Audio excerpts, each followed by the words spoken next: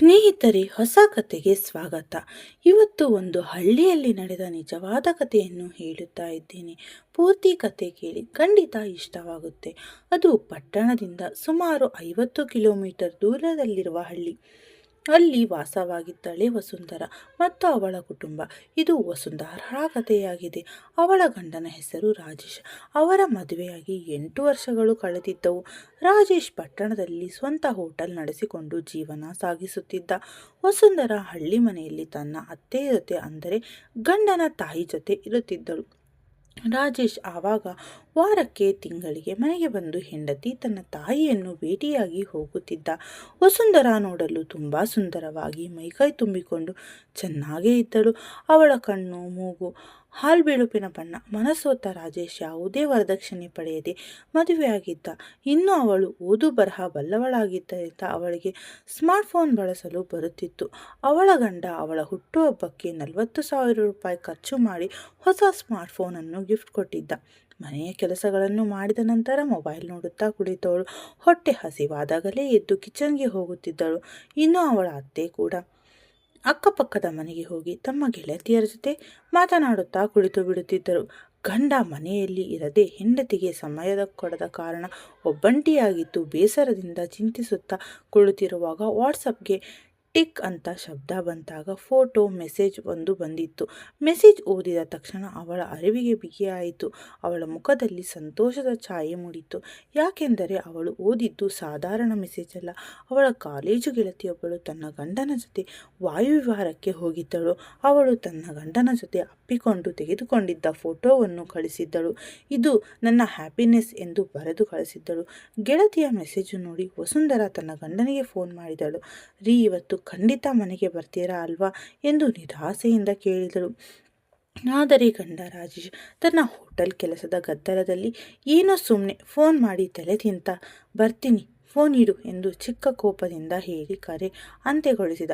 ಇದರಿಂದ ಅವಳ ಕಣ್ಣಲ್ಲಿ ನೀರು ಜಾರಲು ಆರಂಭಿಸಿತು. ಅವಳು ದುಃಖ ಮರೆಯಲು ಮತ್ತೆ ಫೇಸ್ಬುಕ್ ರೀಲ್ಸ್ ನೋಡಲು ಆರಂಭಿಸಿದಳು.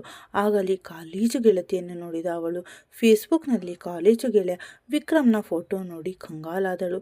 ಕಾರಣ, ಅವನ ಶರೀರ ಕಾಲೇಜಿನಲ್ಲಿ ಒಣಕಲು ಕಡ್ಡಿಯಂತಿದ್ದ. ವಿಕ್ರಮ್ ಎಂದು ಜಿಮ್ ಮಾಡಿಕೊಂಡು ಪರಾಕ್ರಮಿಯಾಗಿದ್ದ. ಅವನನ್ನು ಇವನೇನಾ ವಿಕ್ರಮ್, ಹೌದೋ ಅಲ್ವೋ ಎನ್ನುವ ಅನುಮಾನದಿಂದ ಸುಮಾರು ನಿಮಿಷಗಳ ಕಾಲ ವೀಕ್ಷಿಸಿದಳು.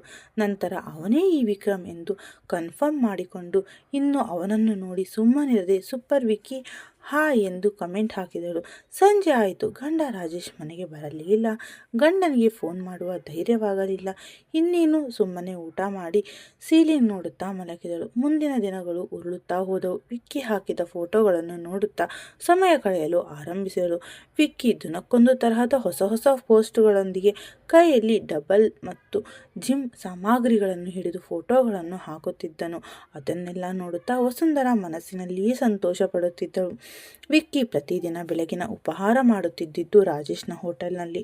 ರಾಜೇಶ್ ವಿಕ್ಕಿಯ ಆತ್ಮೀಯನೂ ಮತ್ತು ಗೆಳೆಯನೂ ಆಗಿದ್ದ. ವಿಕ್ಕಿ ರಾಜೇಶ್ನ ಅಂಗಡಿಯಲ್ಲಿ ಲೆಕ್ಕವನ್ನು ಬರೆಯುತ್ತಿದ್ದ. ರಾಜೇಶ್ ಮಾಡುವ ಅಡಿಗೆ ಪದಾರ್ಥಗಳು ಕೆಲವು ಗ್ರಾಹಕರಿಗೆ ತುಂಬ ಇಷ್ಟವಾಗಿದ್ದವು. ಪ್ರತಿದಿನ ಅವರು ರಾಜೇಶ್ ಮಾಡಿದ ಅಡಿಗೆ ಸವಿಯಲು ಬರುತ್ತಿದ್ದರು. ರಾಜೇಶ್ ಹಳ್ಳಿಯಲ್ಲಿದ್ದ ತನ್ನ ಅಮ್ಮ ಮತ್ತು ಹೆಂಡತಿಗೆ ಹಣ ಕೊಡುತ್ತಾ ಸಂಸಾರ ಸಾಗಿಸಿಕೊಂಡು ಹೊರಟಿದ್ದ. ಆದರೆ ವಸುಂಧರಾ ತನ್ನ ಖಾಲಿ ಸಮಯ ಕಳೆಯಲು ಫೇಸ್ಬುಕ್, ವಾಟ್ಸಪ್ ದಾರಿ ಹಿಡಿದಿದ್ದಳು. ಈ ಅಂತರದಲ್ಲಿ ವಿಕ್ಕಿ ಫೋನ್ ನಂಬರ್ ವಸುಂಧರಾಳ ಫೋನ್ ತಲುಪಿತ್ತು. ಅವರಿಬ್ಬರು ಕಾಲೇಜ್ನಲ್ಲಿ ಗೆಳತಿಯರಾಗಿದ್ದರು. ಅವರ ನಡುವೆ ಸಂಭಾಷಣೆ ತುಂಬ ಹೊತ್ತು ಮಾತುಕತೆ ನಡೆಯುತ್ತಿತ್ತು. ದಿನಕ್ಕೆ 4 ಗಂಟೆ ಫೋನಿನಲ್ಲೇ ಕಳೆಯಲು ಆರಂಭಿಸಿದಳು. ವಿಕ್ಕಿ ಜೊತೆಗೆ ಎಲ್ಲ ವಿಷಯವನ್ನು ಹಂಚಿಕೊಳ್ಳುತ್ತಿದ್ದ ವಸು ತಾನು ಇನ್ನೂ ಕೂಡ ಸಿಂಗಲ್ ಎಂದು ಹೇಳುವ ಮೂಲಕ ವಿಕ್ಕಿಯ ಮನಸ್ಸಿನಲ್ಲಿ ಆಳವಾದ ಭಾವನೆಗಳನ್ನು ಮೂಡಿಸಿದ್ದಳು. ವಿಕ್ಕಿ ಅವಳಿನ್ನೂ ಸಿಂಗಲ್ ಎಂದು ತಿಳಿದಾಗಿನಿಂದ ಅವಳನ್ನು ಮದುವೆಯಾಗುವ ಕನಸನ್ನು ಕಟ್ಟಿಕೊಂಡಿದ್ದ. ಇಬ್ಬರು ಒಬ್ಬರಿಗೊಬ್ಬರು ಪ್ರೀತಿಸಲು ಆರಂಭಿಸಿದರು. ವಿಕ್ಕಿ ತಾನು ಕಾಣುವ ಕನಸಿನ ಅರಮನೆಗೆ ರಾಣಿ ವಸುಂಧರಾ ಎಂದು ಫಿಕ್ಸ್ ಆಗಿದ್ದ. ಒಮ್ಮೆ ರಾಜೇಶ್ ತನ್ನ ಹಳ್ಳಿಯಲ್ಲಿ ಜಾತ್ರೆ ಇದೆ ಎಂದು ಗೆಳೆಯ ವಿಕ್ರಮ್ನನ್ನು ಕರೆದುಕೊಂಡು ಬರುತ್ತೇನೆ ಒಳಗಿನಿಂದ ಕೈಯಲ್ಲಿ ತಂಬಿಗೆ ಹಿಡಿದು ಬಂದಳು. ವಿಕ್ರಮ್ನನ್ನು ನೋಡಿದ ಒಂದು ಕ್ಷಣ ದಂಗಾಗಿ ಹೋಗಿದ್ದಳು. ವಿಕ್ರಮ್ ಕೂಡ ವಸುನ ನೋಡಿ ತಕ್ಷಣ ಅವನ ಕಣ್ಣು, ಕೊರಳಿನಲ್ಲಿದ್ದ ಮಾಂಗಲ್ಯ, ಕಾಲ್ಬೆರಳಿನಲ್ಲಿದ್ದ ಕಾಲುಂಗುರ ನೋಡಿ ಅವನಿಗೆ ನಿಂತ ನೆಲವೇ ಕುಸಿದಂತಾಯಿತು. ಆದರೂ ಇಬ್ಬರು ಒಬ್ಬರಿಗೊಬ್ಬರು ಅಪರಿಚಿತರಂತೆ ನಡೆಸಿದರು. ರಾಜೇಶ್ ಒಬ್ಬರಿಗೊಬ್ಬರನ್ನು ಪರಿಚಯ ಮಾಡಿಸಿದ ನಂತರ 2 ದಿನದ ಜಾತ್ರೆ ಮುಗಿದು ಹೋಯಿತು. ರಾಜೇಶ್ ವಿಕ್ಕಿಯ ಜೊತೆ ಪಟ್ಟಣಕ್ಕೆ ಹೋದ. ವಸುಂಧರ ಮುಂದೇನಾಗುತ್ತದೆ ಎಂದು ಕಾಯುತ್ತಿದ್ದಳು. ನಂತರ ತಾನೇ ಗಟ್ಟಿ ಮನಸ್ಸು ಮಾಡಿ ವಿಕ್ಕಿಗೆ ಕಾಲ್ ಮಾಡಿದಳು. ವಿಕ್ಕಿ ಮೌನವಾಗಿ ಅವಳ ಮಾತನ್ನು ಕೇಳಿಸಿಕೊಳ್ಳುತ್ತಾ, ವಸು, ನೀನು ಹೇಳುತ್ತಿರುವುದು ಎಲ್ಲವೂ ಸರಿ. ನೀನು ಹೇಳಿದಂತೆ ನಿನ್ನ ಡಿವೋರ್ಸ್ ಆದ ನಂತರ ನಾವು ಚೆನ್ನಾಗಿ ಬಾಳಬಹುದು. ಆದರೂ ನಾನು ನಿನ್ನ ಗಂಡ ರಾಜೇಶನಿಗಿಂತ ಒಳ್ಳೆ ವ್ಯಕ್ತಿಯಾಗಿರಲು ಸಾಧ್ಯವಿಲ್ಲ. ನೀನು ಕೈ ಹಿಡಿದ ಗಂಡನನ್ನು ಬಿಟ್ಟು ಬರಲು ತಯಾರಾಗಿದ್ದೀಯಾ ಎಂದರೆ ಮುಂದೊಂದು ದಿನ ನನ್ನನ್ನು ಕೂಡ ಬಿಟ್ಟು ಹೋಗುವುದಿಲ್ಲ ಎಂದು ಏನು ಗ್ಯಾರಂಟಿ ಎಂದು ಕೇಳಿದ. ಆಗ ಅವಳು, ಇಲ್ಲ ವಿಕ್ಕಿ, ನಾನು ಅಂಥವಳಲ್ಲ ಎಂದು ಎಷ್ಟೇ ಕೇಳಿಕೊಂಡರು ವಿಕ್ನ ಮನಸ್ಸು ಕರಗಲಿಲ್ಲ. ಅವಳ ಬಣ್ಣದ ಮಾತಿಗೆ ಆತ ಮರುಳಾಗಲಿಲ್ಲ. ವಿಕ್ಕಿ ಇದನ್ನು ಇಲ್ಲಿಗೆ ಸುಮ್ಮನೆ ಬಿಡುವುದಿಲ್ಲ. ವಸುಂಧರ, ನಿನಗೆ ಏನು ಮಾಡುತ್ತೇನೆ ನೋಡು ಎಂದು ಹೇಳಿದ ನಂತರ ವಸುಂಧರ ಭಯದಿಂದ ಕೈಯಲ್ಲಿದ್ದ ಫೋನನ್ನು ಹಿಡಿದುಕೊಂಡು ಆತುರದಿಂದ ಮನೆಯೊಳಗೆ ಉಳಿದಳು. ಮರುದಿನ ರಾಜೇಶ್ ಕಾಲ್ ಮಾಡಿ ಪ್ಯಾಕ್ ಮಾಡಿಕೊ ಎಂದು ಹೇಳಿ ಫೋನ್ ಕರೆ ಕಟ್ ಮಾಡಿದ. ಇದರಿಂದ ವಸುಂಧರ ಒಂದು ಕ್ಷಣ ದಂಗಾಗಿ ಹೋಗಿದ್ದಳು. ಮುಂದೇನಾಗುತ್ತದೆ ಎಂದು ಅವಳ ಕಣ್ಣು ತುಂಬಿ ಬಂದಿದ್ದವು. ಮರುದಿನ ರಾಜೇಶ್ ಹಳ್ಳಿಗೆ ಬಂದು ಹೊಸು ಮನೆಯ ಮೂಲೆಯಲ್ಲಿ ದುಃಖದಿಂದ ಕುಳಿತಿದ್ದಳು. ತಾನು ಮಾಡಿದ ತಪ್ಪಿಗೆ ದೇವರಲ್ಲಿ ಕ್ಷಮೆ ಕೇಳುತ್ತಿದ್ದಳು. ಇನ್ನು ರಾಜೇಶ್ ಕಾರಿನ ಹಾರ್ನ್ ಶಬ್ದ ಕೇಳಿ ಅವಳ ಎದೆಬಡಿತ ಜೋರಾಗಿತ್ತು. ಒಳಗೆ ಬಂದ ರಾಜೇಶ್ ತನ್ನ ಹೆಂಡತಿಯ ಮುಖ ನೋಡಿ, ಯಾಕೆ, ಏನಾಯಿತು ಎಂದು ವಿಚಾರಿಸಿದರು. ಏನೂ ಇಲ್ಲ ಎಂದು ವರ್ತಿಸಲು. ನಂತರ ಅವನು ಹೇಳಿದ ಮಾತು ಕೇಳಿ ಒಂದು ಕ್ಷಣ ಖುಷಿಪಟ್ಟಳು. ಕಾರಣ ರಾಜೇಶ್ ತನ್ನ ಹೆಂಡತಿಯನ್ನು ಕರೆದುಕೊಂಡು ಗೋವಾಕ್ಕೆ ಹೋಗಲು ಸಿದ್ಧನಾಗಿದ್ದ. ನಂತರ ಇಬ್ಬರು ಸೇರಿ ಗೋವಾಕ್ಕೆ ಪ್ರಯಾಣ ಆರಂಭಿಸಿದರು. ದಾರಿಯಲ್ಲಿದ್ದ ಹೋಟೆಲ್ಗಳಲ್ಲಿ ತಿಂಡಿ ತಿಂದರು. ಮುಂದೆ ಊಟ ಮಾಡಿದರು. ಗೋವಾಕ್ಕೆ ತಲುಪಿದ ನಂತರ ಹೋಟೆಲ್ನಲ್ಲಿ ಸಮಯ ಕಳೆದರು.